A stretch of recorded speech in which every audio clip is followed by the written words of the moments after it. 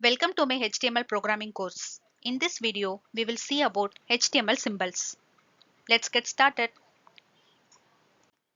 Let's start with the introduction. The symbols which are not present on the keyboard can be added by using entities. We know that many mathematical, technical, and currency symbols are not present on the normal keyboard.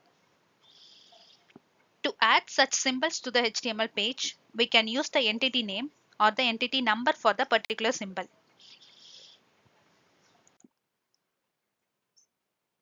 These are all some of the mathematical symbols. And these are all some of the Greek letters. Let's see this in action.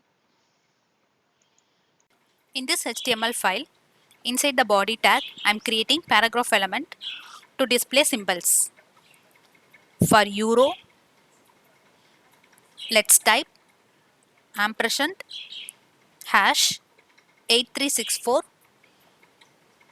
semicolon.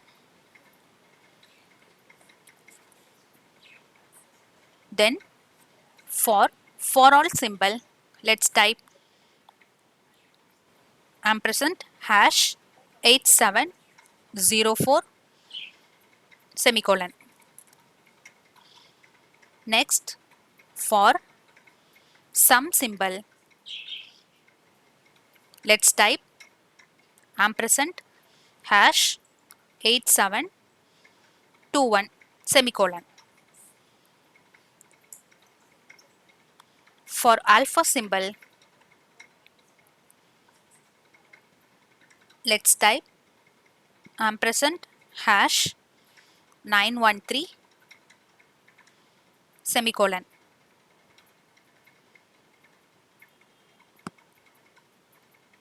For beta symbol, let's type ampersand hash 914 semicolon.